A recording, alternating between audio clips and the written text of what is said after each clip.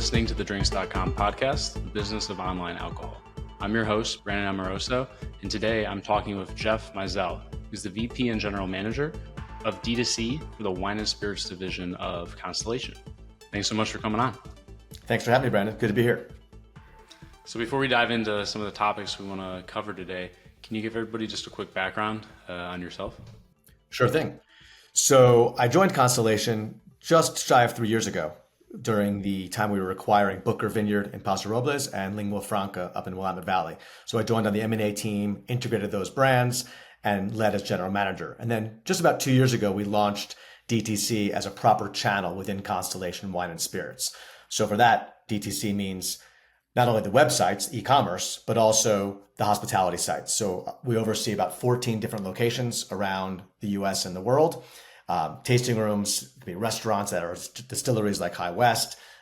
And I also oversee our private client business and our loyalties, so our clubs, both spirits clubs and wine clubs. And we've also pivoted to a direct-to-consumer center of excellence model. So we're strategists for our brands and how they approach the consumer in any way they approach them. And prior to that, I spent 5 years at Long Meadow Ranch Winery in Napa Valley and Anderson Valley as Vice President of Brand Development. And I've been a founder twice, once with Merchants of Beverage, which was an online wine and spirits retail business, and once way back in the early days of the .com world, where I started a company called Wired Kitchen, which was a B2B business for restaurants and their purveyors. And in between that, led an import company working with artisanal wineries and distilleries from around the world. And I live in San Francisco. Awesome. Well, no shortage of interesting background there. What was the transition like from outside of the alcohol industry into it when you first got started? Yeah, so after I graduated from Michigan, I didn't know what I wanted to do with my history degree. So I lived in Italy and went to New York City, and I was working in restaurants and immediately working at a really top Italian restaurant and met and worked with some amazing people, and one of them, my mentors in wine. So I started getting that wine bug really early, but from a restaurant lens. And so I moved to Napa Valley after managing some restaurants in New York for a few years and wanted to immerse myself in the wine business, but again, through the lens of opening a restaurant. And quickly realized I was like, you know what? It's fun, but I'm going to get out of that. So I went into the tech side for the restaurant industry. And when I came out, I'm like, what am I passionate about? And it was wine. It was like all that work I had done and exploring. And Napa was just a location. It didn't mean it was only Napa Valley. I was actually more interested in Italy. And I got to meet this import company, and they were a startup. And so I quickly took all that restaurant knowledge and startup knowledge and leveraged that to an import company. But again, I never had that job before. So it was really cool to just kind of learn the business through the lens of a buyer as a restaurant person, and spent 10 years doing that and just evolving my career through learning and traveling to, and building a network across the world was exciting. And so I kind of kept evolving my career through that lens. Yeah, there's so many different facets and components to the alcohol industry. Like you could work within that particular vertical and not touch online ever, and you would really have no idea, sort of what's going on in the various channels. Yeah, totally. And that was the thing that I kind of pivoted in that time. It was right around the same time like wine.com was becoming a big player in the retail side of things. So I took that idea of saying, if I'm trying to get as an importer to the consumer, what's the way to break down those barriers? Right now, I've got distributors, I've got retailers, I've got floor, either sommeliers or wine directors or buyers, getting in that way of that story being told to the consumer. Right? So that lens of, even though I'm behind the scenes, how can I talk to the consumer? So starting partnerships with companies like wine.com was critical in that at the early stage. And that sort of set the foundation of my next moves of saying, if I'm a consumer obsessed, whether I'm a farmer, a winemaker, a distiller, the end consumer is still there. And I need to work through either technology or through relationships to get there.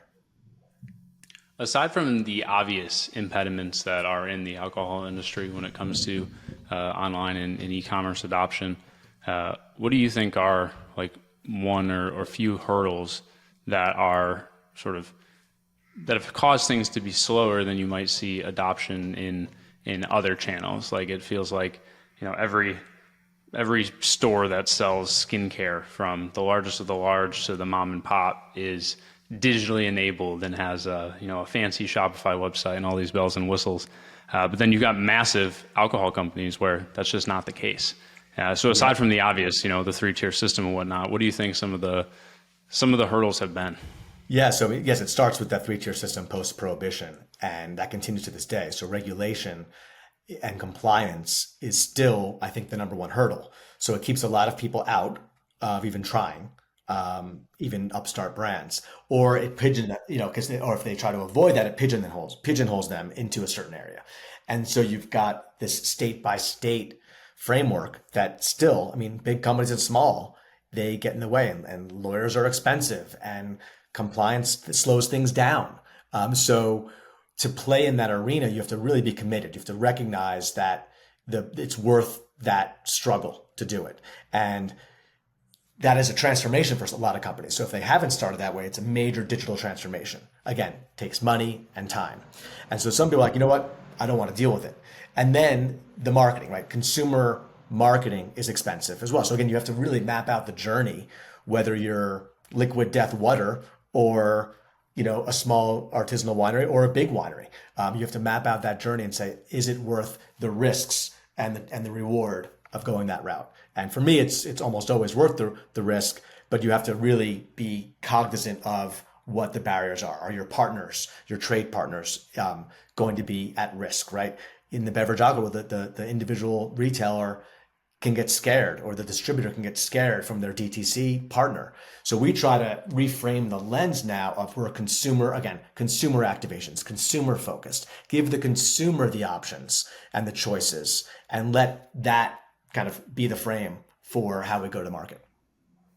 Yeah, I think the rising tide lifts all boats approach only works so well when having those conversations with the various parties who feel like one channel might be potentially taking from another.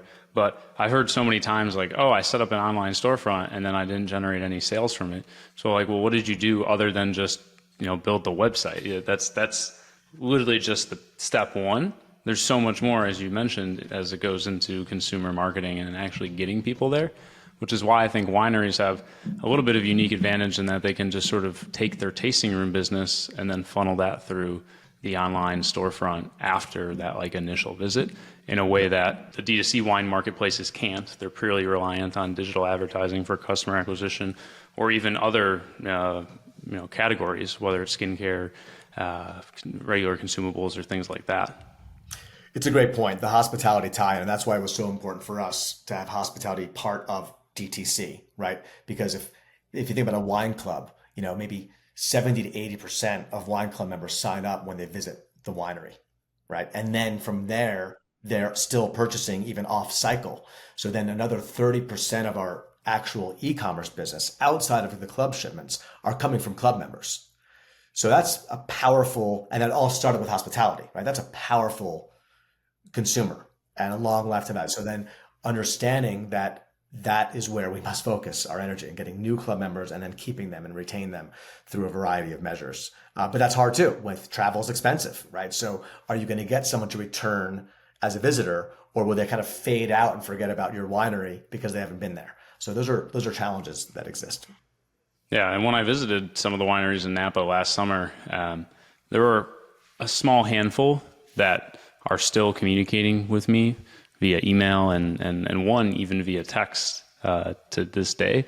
But the vast majority I never heard from again, even though I made that purchase at their tasting room. And so that just feels like a giant, I don't say, I mean, it is a missed opportunity, but like it's an opportunity that could be capitalized on for, most people don't go to Napa more than once in their life probably. And so you need to curate that relationship after they've gone home. And the only way to do that is via e-com. Exactly, through technology. And it's what your point though is not lost. We are still as an industry very far behind in some of those basic tools. So I don't take that for granted. I understand that we are fortunate, but it's also what you use, how much you leverage the technology you have and making sure that you are like whether communication tools, and you can put people in buckets, right? You don't have to make it that hard on yourself. I think a lot of small wineries think it's, oh my God, how am I going to wrap my head around this? But you can start putting people into, journeys even with a basic ESP, you can do some journeys, but we take it to another level with a customer data platform below everything. And we put people based on their behaviors and their actions into segments. And we build those segments ongoing. So that way the consumer, whether if you tasted at that winery, you're immediately in a particular bucket. And then if you activate by purchasing, you're in another bucket. And it starts building really good insights on the consumer and tailoring messaging to that consumer based on how they're behaving with us. Those journeys are so much more relevant to the customer just as a byproduct of the fact that they're triggered by some sort of action or behavior that took place versus, your standard marketing campaigns where you send out email blasts.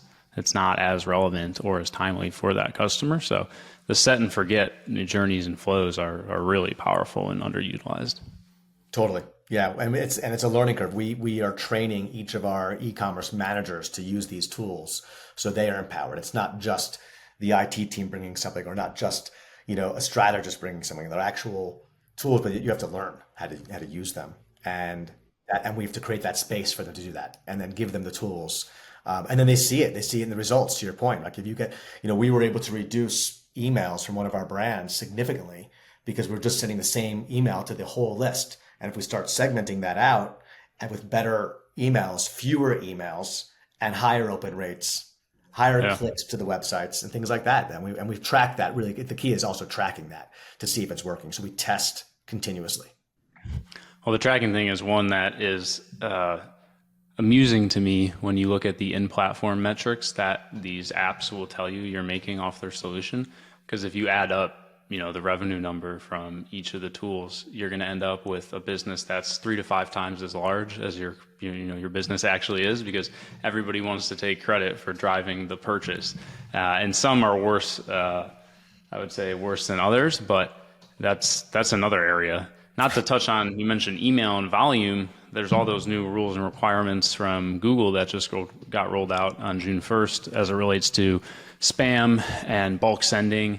And we've been seeing some brands get hammered pretty hard who don't have good list health, who have been doing that sort of batch and blast approach. And, their open rates going to, 10, 15, 20%, spam traps, things like that. So it's definitely getting harder to reach the customer directly with some of these privacy changes and whatnot. Absolutely. And that goes back to do your best to capture the consumer at events that I say events loosely, that you own as a brand, and bring them into your funnel and have them opt in, in the early stage, so that you've got this bigger growing list, whether it's a wine dinner at a restaurant somewhere in the country, or your tasting room, right? Or your website, or through other measures.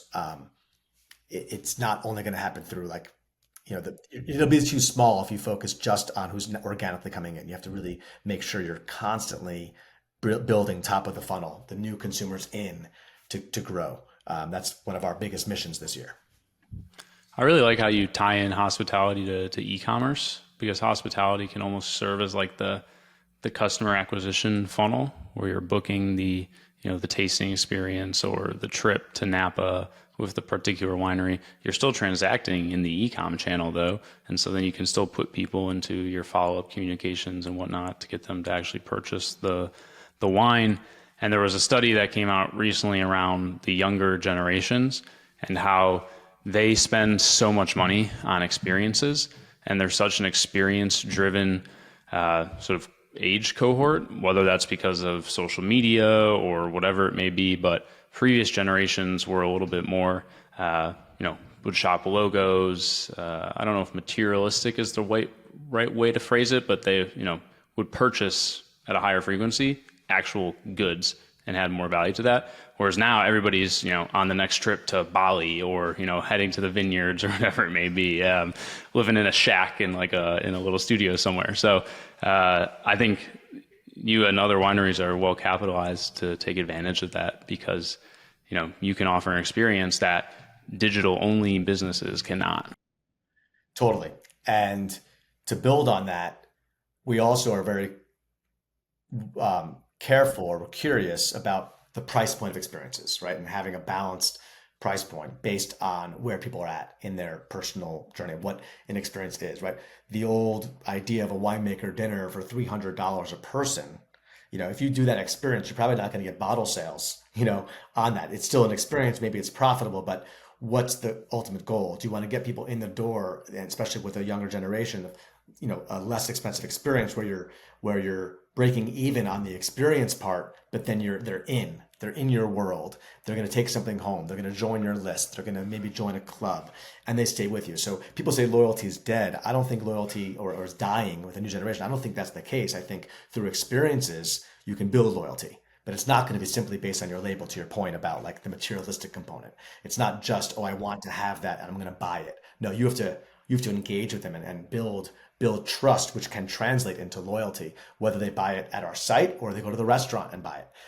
For me, yes, I run a channel called direct to consumer, but I want that consumer to stay with us in all channels because that will build incredible lifetime value for the brand. The brand health is critical to the whole business, not just one channel. Yeah, I think the bar for getting a loyal customer has been raised pretty significantly as competition has increased, and choice is everywhere. I mean, you can literally just pull up your phone and you could have access to thousands of different wines that you could get delivered to your door. And so how do you stand out amongst a very crowded market in every industry, not just alcohol? I mean, there's very few verticals I can think of that don't have at least 10 like big names in them that are all vying for that same customer. Yep. And then consumption, right? Because a lot of people will eventually, they're not turning down loyalty. They're saying, I've got too much wine, right? They're not drinking at the rate maybe they thought they were when they join a loyalty, program of some kind. Whereas skincare, right? You're using it daily, you repeat. And unless some new shiny object comes out, that you like better, you're probably going to stay with that brand a little longer. So we have a separate challenge in beverage alcohol. So and that kind of goes to where we use basically innovation as a tool to keep people, it's a sort of a playground for the club first and for our hospitality guests first to try the newest thing from a lot of our wineries. And then from there, it might just be a one and done, or it could be an evergreen, but it's really small, or it could grow in to something that then becomes the omni-channel, product, the wine that stretches across the world. And same thing with spirits. We do it with High West as well. So it's a really cool, framing of saying, yes, let's launch this new product, new wine, new whiskey, and see where it goes and get some first person data around that and figure out, are we going to grow that, or are we going to keep it small, or it's one and done? Yeah, I think the test and iterate framework is really powerful, and one that not a lot of companies leverage. Like even if they roll out a new solution or offering, they just roll it out. And so then how do you know, okay, let's say you see a revenue increase. Well, is it really from what you just did, or are there other factors that are at play that are causing that? And so I love testing into certain channels, or doing holdback groups. So maybe only 50% of the segment gets a certain thing versus the other 50%, and then just let the data do the sort of the what's the word I'm looking for? Do the decision making, because too often I still hear like opinions and thoughts turning into fact. Whereas you could just look at the numbers and like, that's the facts. So like it either did work or it didn't work. It's not necessarily bad or good, but absolutely look at the data. And then we go into that data. Like again, it goes to the front of that, which is like, what do you want to follow? What do you want to track? What are your measurement tools, your KPIs around that launch? And sometimes net sales, of course, is one. Then we look at the brand side might say, oh, we envision this product to be for, and they maybe give a demographic. And then, we can show the data and it might align with that, or it might show a different story, which could be really compelling and interesting. And so we follow that really closely. And then we also look at what are they adding to the basket? What was that new product going with? Was it an existing customer added this new thing because they trust us, or is it someone that all of a sudden they've never purchased, now they're buying it because it's a white wine and we don't have many white wines. I'm using this as an example, right? And then next thing you know, oh, they're in a different segment. They're in a different, grouping that we can then communicate with and learn a lot from. But yeah, absolutely, the data is critical, and then how you use that data and then share it back to your stakeholders, both internally, right there, and then also if it is going to go wider, we can also leverage that high level metrics, not of course personal data, but high level metrics to our trade partners to give them some insights. What is it like working at a company where you've got so many different properties, and I'm assuming there's consumer overlap? Like, you probably have people who are buying from 4 or 5 different properties of yours. How do you like stitch together that customer journey in a cohesive way? Because if I'm a club member with 4 different Constellation properties, you probably want to treat me different than if I'm just a club member of one. Yeah, it's a big topic for us. One of the first layers to even learning that was getting our CDP in place. So we took all of our data, first put it in the bottom in a company called Snowflake, and then we worked with Treasure Data as our CDP. So all brands are funneling that data in. So now we get a holistic view of the consumer, right? So your example of belonging to 4 different wine clubs, from Mondavi to Lingua Franca to Booker to Prisoner, we can now see that. But we're also very conscientious of and protective of you, the consumer, with that brand. You might be opted into all brands if you came in at a certain time. So we actually could message you that way, but we also want to be, careful and cognizant of that. Restaurants have that, right? You go to a group of restaurants and I once had an example that said, "Welcome back." I'm like, "Actually, it's my first time here. You might be thinking of your other restaurant." So they actually had the data and didn't use it all the way. They could have just kept it to themselves. He's been in our system. We don't know from where, because it came in, before he migrated, whoever it is. So we're very conscious of that. We don't want to make that mistake. And at the same time, we know that we can then do some cross marketing, because we sometimes will do that. We'll introduce a winery to a group of consumers from another winery, saying, and then if we put into a journey, like a cohort, okay, Brandon belongs in this cohort. Well, we can introduce him. We can cross pollinate, or we can, through a club manager personal relationship, and that gets to super personalization, where we can then communicate with you. "Oh, I've noticed you're also a member of our friends at Lingua Franca." "Oh, yes, that's right. Oh, you're in the same company." "Yes, we're all part of the same family." So we can start it that way. But we're really conscientious of not disturbing that. But it proves, though, more importantly, I think, or in another angle, even without club membership, it proves that people have different wines for different nights. And a brand might say, "Oh my gosh, no, they're buying $100 wines from me." But no, they're buying $20 wines also. That same person has a Tuesday night wine, a Thursday night wine, a Friday night whiskey, a dinner party wine, a corporate gifting batch of wines, different occasions. I mean, anecdotally, you hear someone, "Oh yeah, I'm on the Schrader list and I served the prisoner at my wedding," right? So someone's buying $400 bottles of wine on multiple bottles annually, and they're buying cases and cases of the prisoner. So yeah, to your point, yes, the consumer's there, and this year we're doing more and more testing though. So again, testing the communication outputs, and we're building a site. We have a site that is a collective of our wineries, also on Shopify, called Bottle Collective. And so that's like a home to where we can cross sell. We have our corporate gifting there. We might do a Cabernet pack of 3. We might do a Pinot Noir pack of different brands, different wineries. And so that's our other area where we can kind of divert testing some marketing to that, recognizing that someone is a multi-winery consumer. Yeah, no, that's really cool from like a merchandising standpoint, being able Yeah. to bundle and create different ways to, incentivize AOV and things like that. Um, that's really neat. Yeah. What are some of the, challenges to integration when you bring on a new winery, as you guys obviously do that Yeah. frequently? The challenges can be big, and I came on with 2 of those wineries, with Booker and Lingua Franca, and then we just acquired, we're closing soon on another winery. The the mantra, the sort of the place I came from when we took on Booker was, and we had a tech stack of Shopify that we brought in when we acquired Gary Vaynerchuk's winery, Empathy, and we built our tech stack around Shopify Plus. And Booker is still on WineDirect because we're waiting for certain elements of our current tech stack to improve so that we can seamlessly or integrate for a better experience for our consumer, not lesser than.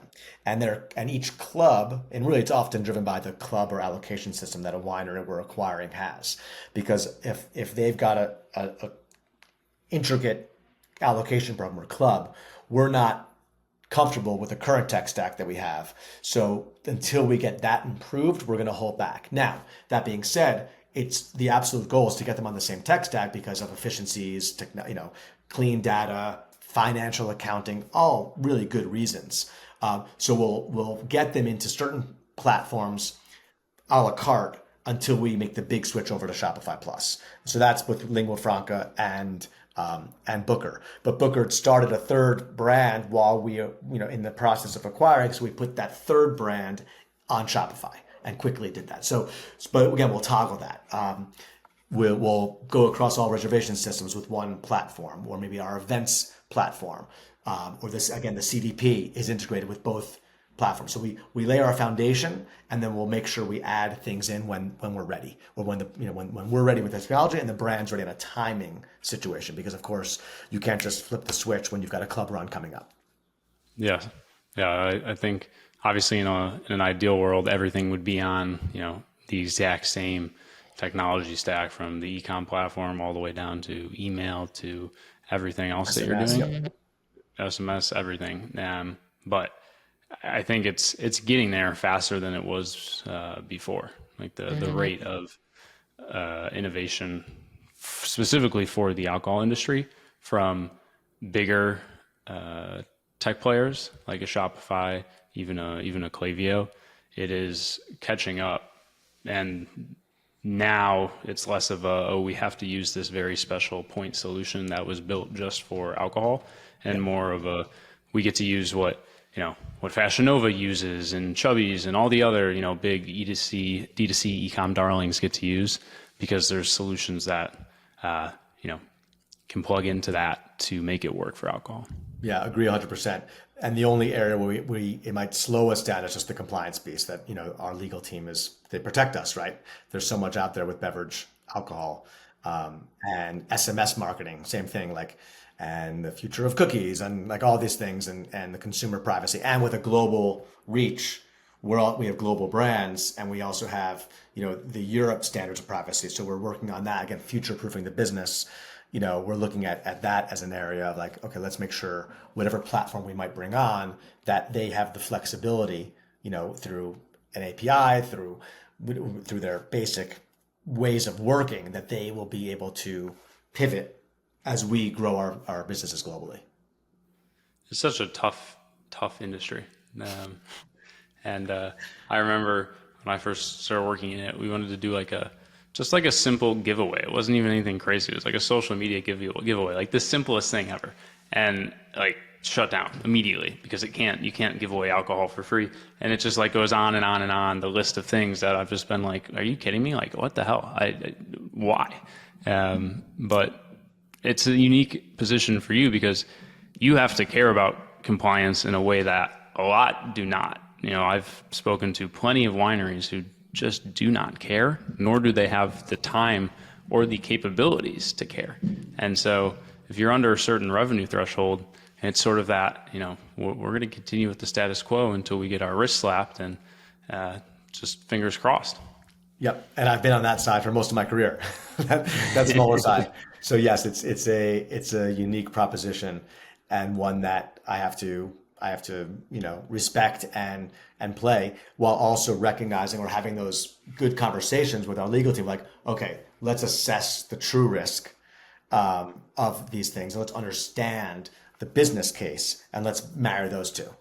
So I always start from, just like anything, you start with the business challenges, the business case, whether it's a new technology you want, or you're trying to market a certain way, like in this example we're talking about, or anything, right? What are the challenges? What are the goals of the business? And let's start there, and let's have that conversation. And then we can build the journey. We can build the platform. We can find the right platform. We can find the right legal parameters to work in. I try to encourage my team that as well. It's super important. And layer in the expected ROI, because let's Correct. say it's a pretty big legal headache, but you're going to get, very minimal return from it. Then obviously, pass. We'll circle back on Absolutely. that when it's not such a big legal challenge. Um, 100%. Similar to the future of, DTC with spirits, right? What's the upside? What's the, oh, there's a huge upside. Let's play this out. Let's look to the future and build around that. Let's not rush, but let's play this out. Let's do some testing. Let's try things out within the legal framework.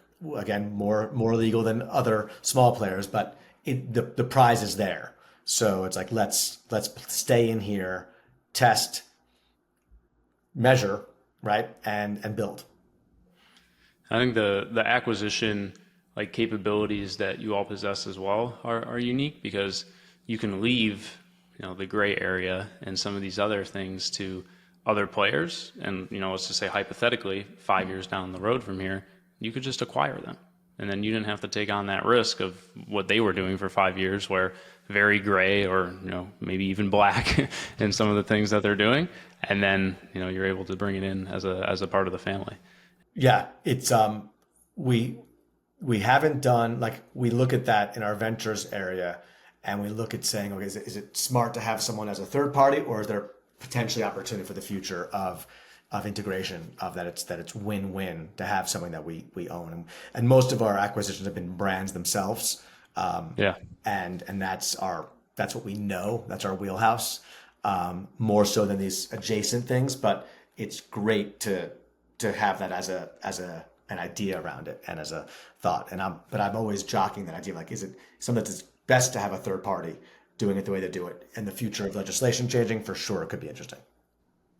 I was reading a fascinating guide on creating like vertical software, so software that's specific for a vertical, and there's some interesting like hybrids that are coming out of it where it's not just pure software anymore. And I forget the name of it, but it was a pizza company. Like they started out with one or two shops, and then they created the technology to essentially, like, anybody can get up and running with a pizza shop, from POS to website to ordering, everything. So now they own like hundreds of their own pizza shops, but they're also licensing their technology to all of their competitors. And so they have these two revenue streams, and it was just fascinating to me. And you see that in some other industries as well, like contractors. There was like a roofing company that is currently doing a series of roll-ups where they test the technology into their own properties, and then they license it to all their competitors. Yeah, that's very cool. And it's funny, in beverage alcohol, I think about that sometimes when I think about building things in house, of what's possible, and the industry. Like, you've got competition, you've got friendly competition, you've got all these different layers to this.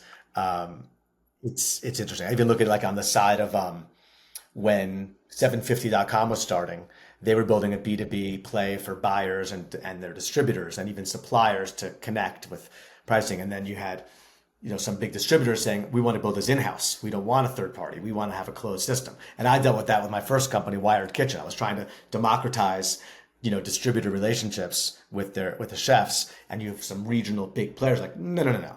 I want to do it myself. I want to own this. I don't want to sell it to anyone. I don't want to give it to anyone. I just want to own it in that very, like, closed-minded way.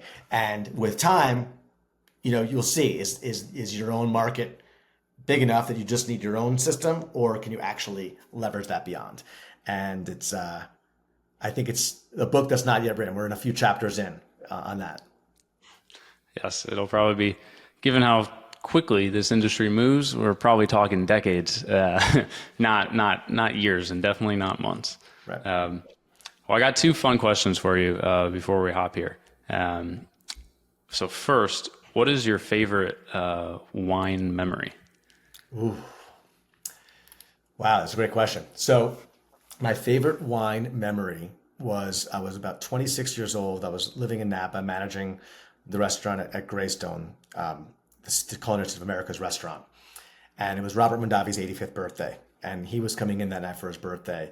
And we had a birthday present for him, which was a 1975 Cabernet of his. And I brought it over to the table. He was a little upset that we didn't have more of his wines on the list. But I said, happy birthday, Mr. Mondavi. He says, call me Bob. And then he looks at the label. He's like, huh, not the reserve. Okay, let's see how it is. And it's like a 23-year-old bottle, 1998. And so I bring it over, I open it up, I pour, he's with a four top, just him and his best friend, couple and his wife. I pour a splash. He looks up at me after he tastes it. He says, pour the wine, grab a glass, and pull a share. And so I sit down with Robert and Magritte and this other couple, and he proceeds to talk about the wine and the vintage. And Tim Mondavi made that wine, but he remembered everything about that vintage, and he was talking about the culture of what was happening then. And he treated me as a peer, not as a grandson or some restaurant manager. He was such an incredible ambassador with humility and integrity and storytelling. And it shaped a big part of my wine career. And the wine was delicious, but like it shaped everything. And I got to tell that story to his granddaughter, Carissa. And so a really special night, special wine, experience I'll never forget. That's awesome. That's really unique and super cool. Well, second one, let's see if you can top that with this one. If you could share a bottle with anyone, who would it be, and what would you drink? Okay, that's a good question. Wow, if I could share a bottle with anyone. So I would love to sit down with Mel Brooks and have a bottle of Barolo. And it's complex, it's delicious, it's the wine itself has got so much going on and complexities, and Mel is a hero of mine. I got to meet Mel, but we didn't have a glass of wine together, but I did get to meet Mel and danced with his late wife. It was a very special night, but I didn't get that chance to have a glass of wine with him or a bottle of wine with him. And I'd love to sit down and hear stories of his from his career and his life in comedy. That was awesome. He's a wine guy, isn't he? I think he collects wine. I don't know. I mean, if now he's in his 90s, so he might be collecting. I'm not sure if he's drinking it. But it was. Well, now's the time. If you're in your 90s, better start drinking. Yeah, totally. Well, hey, this was really fun. Thank you so much for joining us. Before we hop, can you let everybody know where they can find you and connect online? Sure. Thanks, Brandon, and thanks for the time today. So you can easily find me on LinkedIn, always a good place. Just Jeff Meisel, find me there and ping me, connect with me. And of course, you can also email me. And that's a little longer, but it's jeffrey.meisel@cbrands.com. But I think LinkedIn's probably the easiest place to get started. And I look forward to connecting with anyone that wants to chat and network and all that. And I really appreciate the time, Brandon. Awesome. Well, again, thank you for coming on. For everybody listening, this is Brandon Amoroso. You can find us at drinks.com, and we will see you next time.